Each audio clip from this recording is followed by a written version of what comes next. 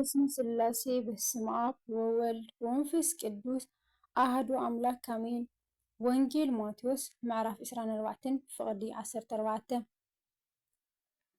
እዚ ወንጌል መንግስቲ ከዓ ንምስክር ኩሎም ኣህዛብ ኣብ ዘለዓለም ክስበኽ እዩ። ሽዑ መወዳእታ ይመጽእ። እቲ ብነቢ ዳንኤል ዝተባህለ ናይ ጥፍኣት ርኽሰት ኣብታ ቅድስቲ ስፍራ ቆይሙ እንተሪኢኹም እቲ ዘንብብ የስተውዕል። ሽዑ ኣብ ይሁዳ ዘለዉ ናብ ኣኽራን ይህደሙ። ኣብ ዝባን ናሕሲ ዘለዉ ከዓ ካብ ቤቱ ገለ ክማላእ ኣይውረድ። ኣብ ወፍሪ ዘሎ ድማ ክዳኑ ክወስድ ንድሕሪት ኣይመለስ።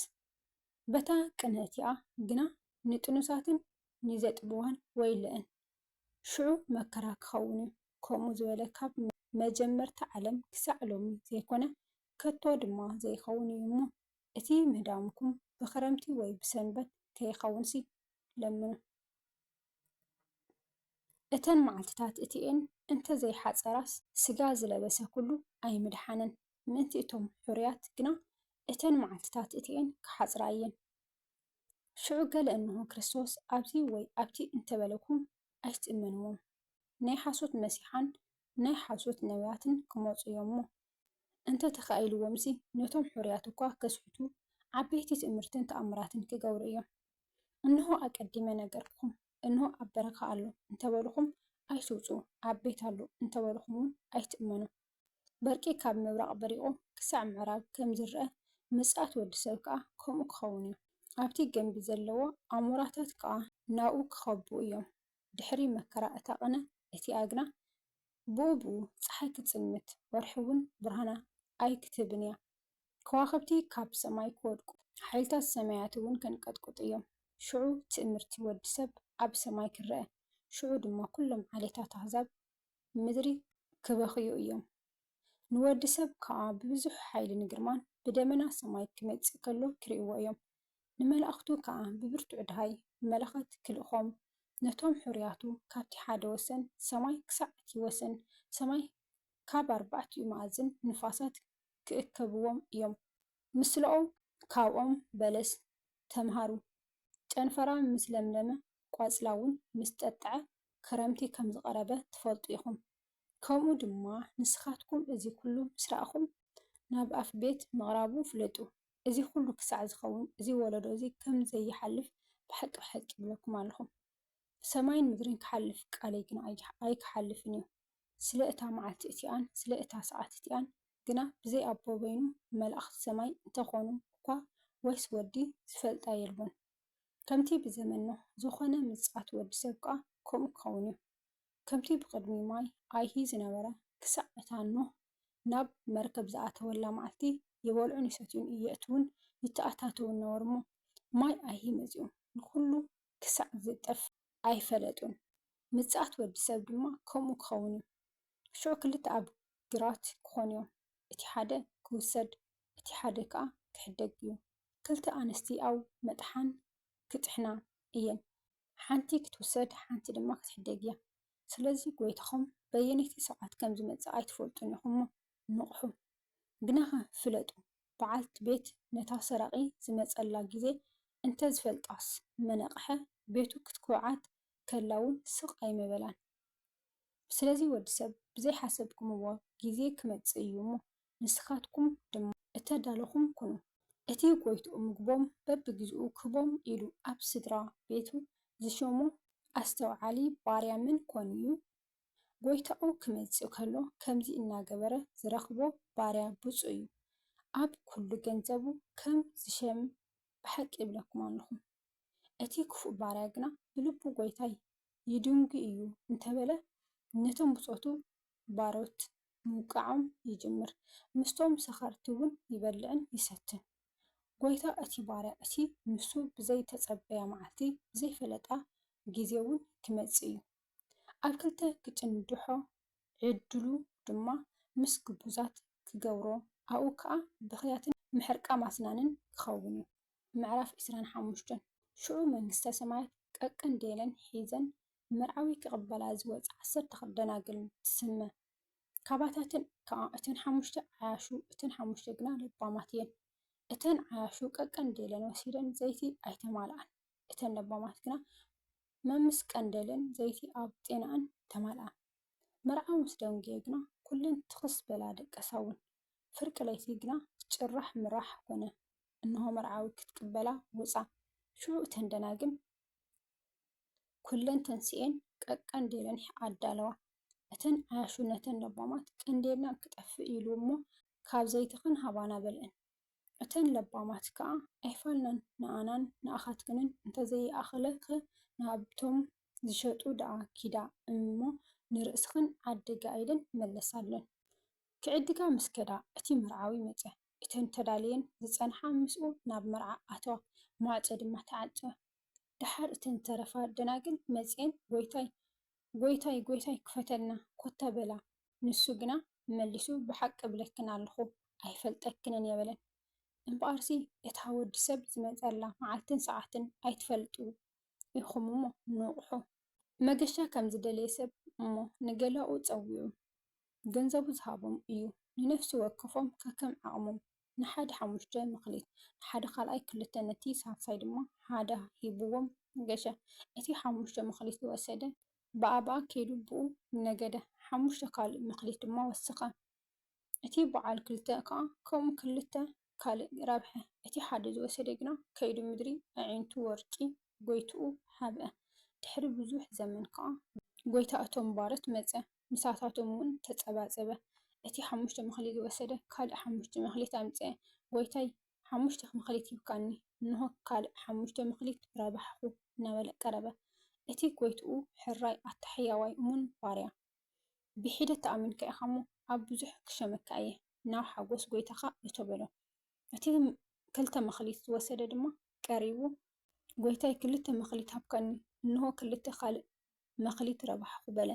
ጎይትኡ ከዓ ሕራይ ኣታሕያዋይ እሙን ባርያ ብሒደት ተኣሚንካ ኢኻ እሞ ኣብ ብዙሕ ክሸመካ እየ ናብ ሓጎስ ጎይታኻ እቶ። እቲ 1 መክሊት ዝወሰደ ድማ ቀሪቡ ጎይታይ ዘይዘራእኻዮ እትዓፅድ ዘይበተንካዮ እውን እትእክብ ፅኑዕ ሰብኣይ ምዃንካ ፈሊጠ እሞ ፈሪሐ ከድኩ ነቲ መክሊትካ ኣብ ምድሪ ሓባእኽዎ እንሆ ገንዘብካ። እቲ ጎይትኡ ግና መሊሱ በሎ ኣታ ክፉእ ሃካይ ባርያ ዘይዘራእኽዎ ከም ዝዓፅድ ዘይበተንክዎ ከዓ ከም ዝእክብ ፈሊጥካ ኣለኻ። እምበኣርሲ እቲ ገንዘበይ ንሰረፍቲ ክትህቦም ምተገባእካ ነይሩ። ኣነ ከዓ መፂአ ምስ ወለዱ ምወሰድክዎ ደጊም እቲ መክሊት ኣግድፍዎ እሞ ነቲ 10 መክሊት ዘለዎ ሃብዎ። ንዘለዎ ዘበለ ኩሉ ይወሃቦ ይውስኸውን። ነቲ ዘይብሉ ግና እታ ዘላቱ እኳ የግድፍዎ ደኣ። ነዚ ዘይጠቅም ባርያ ግና ኣብ ናይ ወፃኢ ፅልማት ደርቢዎ ኣብኡ ብኽያትን ምሕርቃ ማስናንን ክኸውን እዩ። ግና ኸ ወዲ ሰብ ብክብሩ ምስ መፀ ኩሎም መላእኽቲ እውን ምስኡ ሽዑ ኣብ ዝፋን ክብሩ ይቕመጥ። ኩሎም ኣህዛብ ድማ ኣብ ቅድሚኡ ይእከቡ። ንሱ ከዓ ጓሳ ናባጊዕ ካብ ኣጣል ከም ዝፈላለየን ካብ ነንሕድሕዶም ይፈላለዮም። ነተን ኣባጊዕ ኣብ የማን ነተን ኣጣል ድማ ኣብ ፀጋሙ የቕመን።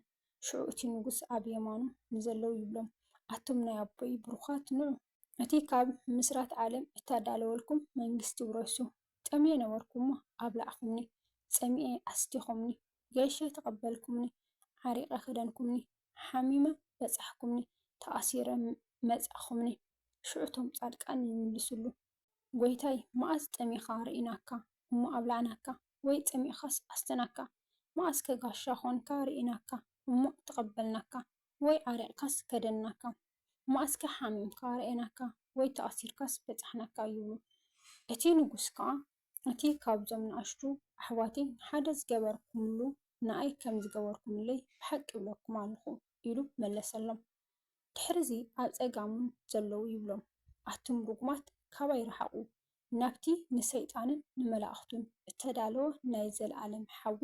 ጠምየ ነበርኩ እሞ ኣየብላዕኹምንን፣ ፀሚኤ ኣየስቲኹምንን፣ ገይሸ ኣይተቐበልኩምንን፣ ዓሪቐ ኣይከደንኩምንን፣ ሓሚመ ተኣሲረ ኣይበፃሕኩምንን። ሽዑ ንሳቶም ጎይታይ መዓዝ ጠሚኻ ርኢናካ ወይ ፀሚእኻ ወይ ገይሽካ ወይ ዓሪቕካ ወይ ሓሚምካ ወይ ተኣሲርካ ዘየገልገልናካ ኢሎም ይምልስሉ። ሽዑ ንሱ እቲ ካብዞም ንኣሽቱ ንሓደ ዘይገበርኩምሉ ንኣይ ከም ዘይገበርኩምለይ ብሓቂ ይብለኩም ኣለኹ ኢሉ መለሰሎም። እዚኣቶም ናብ ናይ ዘለኣለም ስቃይ ፃድቃን ግና ናብ ዘለኣለም ሂወት ክኸዱ እዮም። ምዕራፍ 26 ኮነ ድማ ኢየሱስ ክርስቶስ እዚ ነገር እዚ ኩሉ ምስ ወድአ ንደቀ መዛሙርቱ በሎም ድሕሪ 2 መዓልቲ ፋሲካ ምዃኑ ትፈልጡ ኣለኹም። ንወዲ ሰብ ድማ ክስቀል ንኣሕዛብ ኣሕሊፎም ክህብዎ እዮም። ሽዑ ሊቃውንቲ ካህናትን ጸሓፍትን ዓበይቲ ህዝብን ኣብ ኣዳራሽ ቀያፋ ዝበሃል ሊቀ ካህናት ተኣከቡ። ንኢየሱስ ክርስቶስ ብተንኮል ክሕዝዎን ክቐትልዎን ድማ ተማኸሩ። ግናኸ ኣብ ህዝቢ ጋሮም ምእንቲ ከይትንእስእሲ ብበዓል ኣይኹን በሉ። ኢየሱስ ክርስቶስ ኣብ ቢታንያ ኣብ ቤት ስምዖን እቲ ለምጻም ከሎ ሓንቲ ሰበይቲ ክቡር ቅብኢ ዝመልአ ቢልቃጥ ሒዛ እናቐመጨት ኣብ መኣዲ ተቐሚጡ ከሎ ድማ ኣብ ርእሱ ኣፍሰሲቶ። ደቀ መዛሙርቱ እዚ ርእዮም እዚ ክንደዚ ዝኣክል ጥፍኣት ከ ንምንታይ እዩ? ንብዙሕ ተሸይጡስ ንድኻታት ግዳ ምተውሃበ ነይሩ ኢሎም ተናደዱ። ኢየሱስ ክርስቶስ ግና ፈሊጡ በሎም እዛ ሰበይቲ ጽቡቕ ግብሪ ገይራትለይ ኣላ እሞ ስለምንታይ ትጉህይዋ ኣለኹም? ድኻታት ኩሉ ግዜ ምሳኻትኩም እዮም፣ ኣነ ግና ኩሉ ግዜ ምሳኻትኩም ኣይነብርን። እዚ ኣብ ርእሰይ ዘፍሰሰቶ ቅዱይ ቅብኢ ግና ንመቓብረይ ከተዳልወኒ እያ ዝገበረቶ። እዚ ወንጌል እዚ ኣብ እትሰብኮ ዘበለ ኣብ ኩሉ ዓለም እዚ ንሳ ዝገበረቶ ንመዘከርያ ከም ዝንገር ብሓቂ ብሓቂ ይብለኩም ኣለኹ። ሽዑ ካብቶም 12 ሓደ ይሁዳ ኣስቆሮታዊ ዝበሃል ናብ ሊቃውንቲ ካህናት ከይዱ ኣነ ንኣኻትኩም ኣሕሊፈ ክህቦስ እንታይ ትብሉ ይበሎም። ንሳቶም ከዓ 30 ቅርሺ መዘኑሉ። ካብኡ ሒዙ ኣሕሊፉ ክህቦም ምቹእ ዝኾነ ግዜ ይደሊ ነበረ። በታ ቀዳመይቲ መዓልቲ በዓል ቅጫቶም ደቀ መዛሙርቲ ናብ ኢየሱስ ክርስቶስ መፂኦም ገንሸል ፋሲካ ክትበልዕስ ኣበይ ክነዳልወልካ ትደሊ በልዎ።